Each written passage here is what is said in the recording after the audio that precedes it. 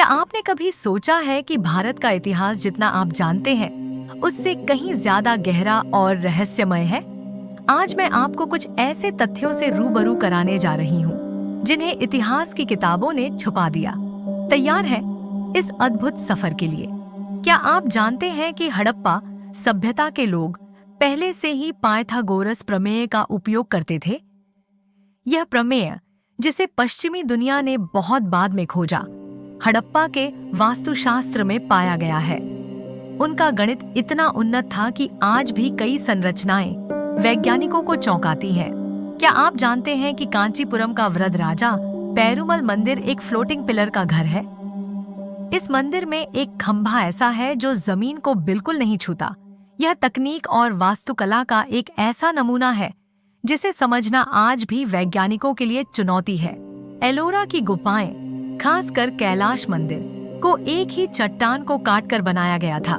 लेकिन जो बात सबसे अनोखी है वह यह है कि इसे ऊपर से नीचे की ओर तराशा गया। यह आज भी एक रहस्य है कि इतने विशाल निर्माण को बिना आधुनिक उपकरणों के कैसे बनाया गया। भारत में एक ऐसा जंगल है जिसे दुनिया का पहला मानव निर्मित जंगल कहा जाता है। केरल का मलानचेरी कदलू वनम हजारों साल पहले मानव प्रयासों से बनाया गया था।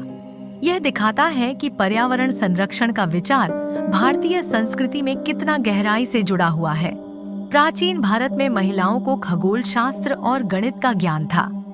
लीलावती भास्कराचार्य की बेटी न केवल एक महान गणितज्ञ थीं, बल्कि उनकी गणनाएं आज भी प्रासंगिक हैं।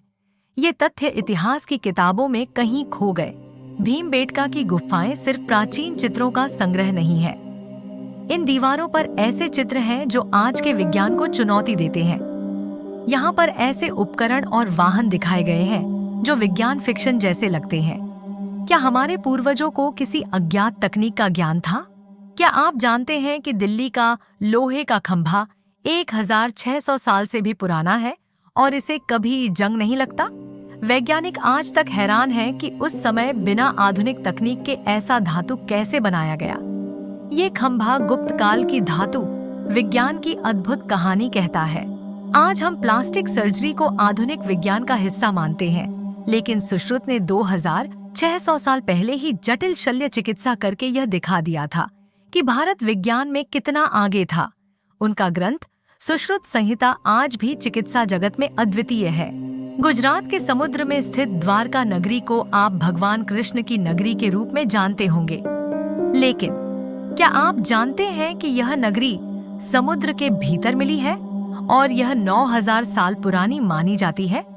यह आधुनिक समय की सबसे बड़ी पुरातात्विक खोजों में से एक है। तंजावुर का बृहदेश्वर मंदिर आपको केवल वास्तुकला का अद्भुत नमूना लग सकता है, लेकिन क्या आप जानते हैं कि यह विशालकाय मंदिर पूरी तरह ग्रेनाइट से बना है और इसके पास ग्रेनाइट का कोई स्रोत नहीं है? वैज्ञानिक आज तक यह पता नहीं लगा पाए हैं कि इस पत्थर को वहां तक कैसे लाया गया। रामायण में वर्णित पुष्पक विमान क्या सिर्फ एक कहानी है या भारत के प्राचीन विमान विज्ञान की झलक? कई शोधकर्ता मानते हैं कि यह एक ऐसा यंत्र था जो उस समय की तकनीकी क्षमता का प्रमाण है, लेकिन यह आज भी एक रहस्य बना हुआ है।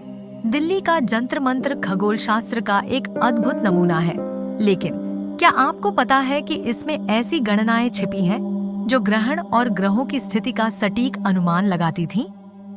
बिना किसी आधुनिक यंत्र के यह भारत के प्राचीन खगोल शास्त्र की बेजोड़ विरासत है। स्वर्ण मंदिर को तो आप शांति और श्रद्धा का प्रतीक मानते हैं, लेकिन क्या आप जानते हैं कि इसके नीचे गुप्त सुरंगों और खजानों की कहानियां भी मौजूद हैं? ये सुरंगें 18वीं सदी के आक्रमणकारियों से खजाने को छुपाने के लिए बनाई गई थीं। यह तथ्य अभी भी कई शोधकर्ताओं के लिए पहेली बना हुआ है। चंद्रगुप्त मौर्य, जिन्होंने मौर्य साम्राज्य की नींव रखी, ने जैन धर्म अपनाने के बाद भूख हड़ताल पर जाने का निर्णय लिया। लेकिन क्या आपको पता है कि उनके अंतिम दिनों से जुड़े कई तथ्य अब भी स्पष्ट नहीं है? क्या यह सिर्फ धर्म था या राजनीति से जुड़ा कोई रहस्य? राजस्थान का कुलधरा गांव आज भी वीरान है।